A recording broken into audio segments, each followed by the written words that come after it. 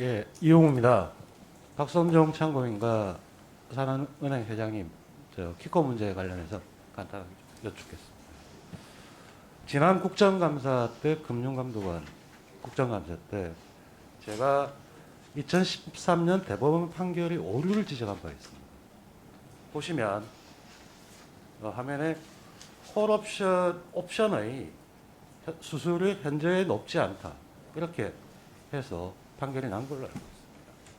근데 옵션 수수료는 옵션 계약 금액에 대해서 부과하는 것이 아니라 옵션 프리미엄에 대해서 부과하는 게 맞죠? 네, 대법원의 판결대로 옵션 가격을 계산해 보면 예를 들어서 100만 불 옵션에 옵션 프리미엄이 5만 불이면 옵션 수수료는 5만 불에서 계산하는 게 맞습니다. 대법원 판결대로 한 경우를 보면 예시가 나옵니다.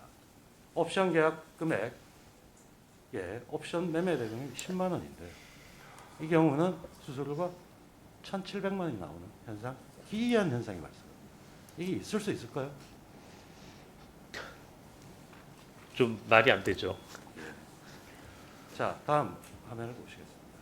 수산종목 판례에 수수료가 시장 관행에서 현저하게 높지 않기 때문에 설명 의무가 없다. 이렇게 판단하고 있습니다. 그러면 수수료가 현저하게 높다면 설명을 해야 되는 게 의무겠죠. 뭐 반대 해석상은 사실 당연한 거거든요. 법률가라면 반대 해석상은 당연한 거죠. 만일 산업은행이 상품 구조 속에 수수료는 또는 옵션 프리미엄 가격 자체를 설명하지 않았다면 설명 의무를 다한 게 아니겠죠. 저는 뭐 당연히 그 설명 의무를 다 하지 못했다고 생각합니다. 은행의 감독 규칙 시행세칙 제65조를 보십시오. 비정형 파생상품 거래 시에는 내재된 개별 거래별로 각각의 가격 정보를 제공하여야 된다. 당연히 가격 정보를 설명을 하지 않았습니다. 이건 어떻게 보십니까? 그 규정의 내용은 사실 이제 콜옵션과 풋옵션의 합성 거래인데 각각의 거래라는 것은 콜옵션 프리미엄이 얼마고 풋옵션 프리미엄이 얼마고 그걸 알려주고 그 실제로 제로 코스트인지를 알게 해줘야 되는데 이제 많은 은행들이 그렇게 안 한 거는 명백한 규정 위반이죠. 예, 참고인께서는 2012년 대검찰청 국정감사에서 키코 사기 사건이 은에 대한 중앙지검의 수사 기록이 존재한다고 말씀하신 적이 있죠. 네, 그런 증언을 한 적이 있습니다. 그리고 사법농단 사건에서 키코 거래가 상고법원 거래를 위한 재판 거래의 대상이 됐던 사실도 드러났습니다. 본 의원은 이 키코 거래가 금융적 폐해 하나로서 검찰 수사, 사건 자체가 잘못 적용됐기 때문에 재수사가 필요하다고 봅니다. 어떻게 생각하십니까? 저는 뭐 전적으로 동의하고요. 그런 내용들을 좀 학술 논문을 통해서 이미 여러 차례 발표한 바 있습니다. 자, 산업은행장님께 여쭙겠습니다. 산업은행에서 키코 거래를 대기업하고 한 적은 없죠. 예, 없습니다. 다 중소기업이었습니다. 제가 우선 좀 말씀드려도 될까요? 조금 예. 시간상. 근데 아시다시피 분조위는 거부하셨죠. 지금 배임 이슈라든지 그렇게 말씀을 하시면서. 배임 이슈만은 아니라고 말씀드렸습니다. 근데 수락을 거부한 이유 중에 불안전 판매를 한 사실도 없다. 이렇게 말씀하신 것도 있고요. 예, 자, 다음 화면을 한번 보시겠습니다. 이거는 외환은행의 경우입니다. 판매할 때 당연히 키코 프리미엄 가격이 제시되어 있습니다. 물론 이게 일치된 거였지만 실제로 계산을 해보면 차이가 있는 것은 사실이지만 이걸 외환은행에서 수수료라고 표현했습니다. 다음 화면을 보시겠습니다. KDB에서는 녹인 가격과 녹아웃 가격만이 제시되어 있습니다. 다음 페이지 보시겠습니다. 그리고 옵션의 가격 정보는 없고 만기 일자와 정보만 제공되고 있습니다. 자, 은행의 감독 세칙에 가격을 알려줘야 된다. 위반한 거 맞죠? 이제 답변 예. 이제 제가 답변 시작해도 합니까? 저게 한두 가지 더 하고 하겠습니다. 다음으로 금감원 분조 과정에서 손실 이전 거래를 한 사실을 대해서 다른 은행들은 손실 이전 거래를 한 사실 인정했습니다. 한국은행 신고 거래도 아니다고 주장한 바가 있습니다. 그러나 본의원이 한국은행에서 확인한 자료입니다. 한국은행에서 제출받은 자료에 의하면 해마다 수십 건의 손실 이전 거래가 있고 이거의 원인이 보시다시피 키코 옵션 거래 손실을 이연하기 위한 거라고 적혀 있습니다. 그런데도 손실 이전 거래가 없다고 할 수 있겠습니까? 이런 사실을 돌이켜 볼 때 다음 화면을 보십시오. 이건 외환은행의 경우입니다. 손실 이전 거래는 기존 거래 종료 후에 신규 제약정, 그러니까 기존 거래 종료를 하면 정산을 하고 가격을 해서 나와야 됩니다.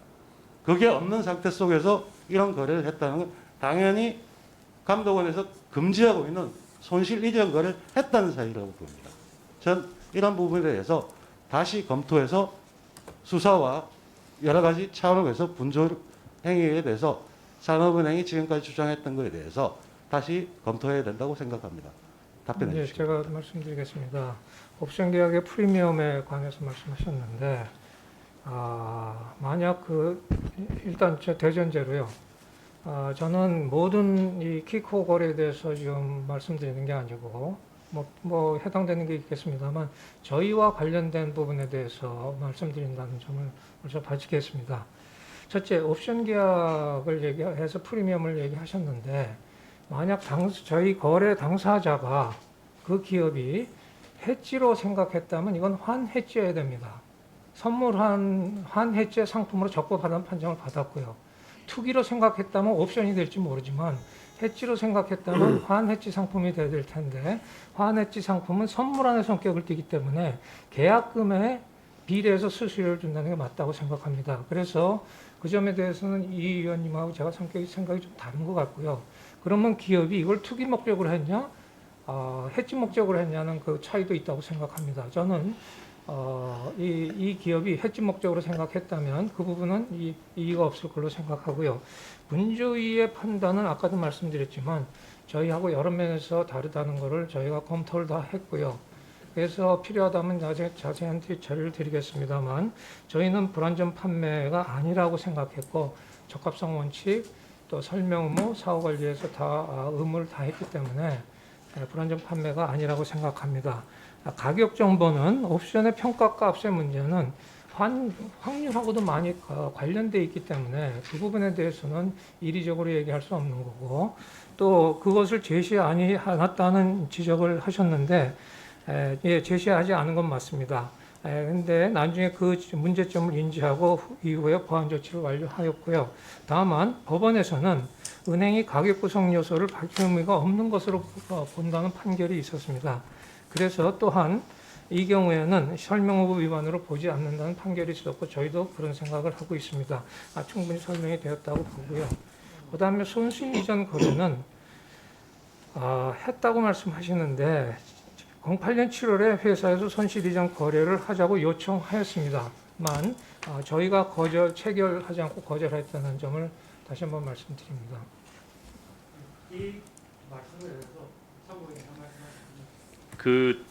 저는 사실 이제 두 분 나오시는 말씀을 듣고 드는 생각은 뭐냐 하면 행장님이 약간 억울한 부분도 있겠다. 왜냐하면 이용우 의원님은 굉장히 일반적인 거를 얘기하시고 행장님은 그 특정된 산업은행이라는 몇 개 거래 안 한 것만 지금 가지고 얘기를 하시는 거니까 사실 일치될 수가 없어요. 제가 보기에. 그런데 제가 산업은행 건으로 좁혀서 답을 드리자면 저 산업은행의 그 분쟁 조정 결정문을 봤는데 그 행장님 얘기하시는 거는 사실 그냥 행장님이 당사자로서 주장하시는 거는 뭐 이해는 가지만 제가 제3자 객관적인 전문가로 봤을 때는 저는 그 감독원의 분쟁 조정 그 내용이 굉장히 꼼꼼하게 잘 봐가지고 과거에 어떤 그 법원의 판단에서 볼 수 없었던 그런 전문가의 판단이 들어있다고 저는 그렇게 생각합니다.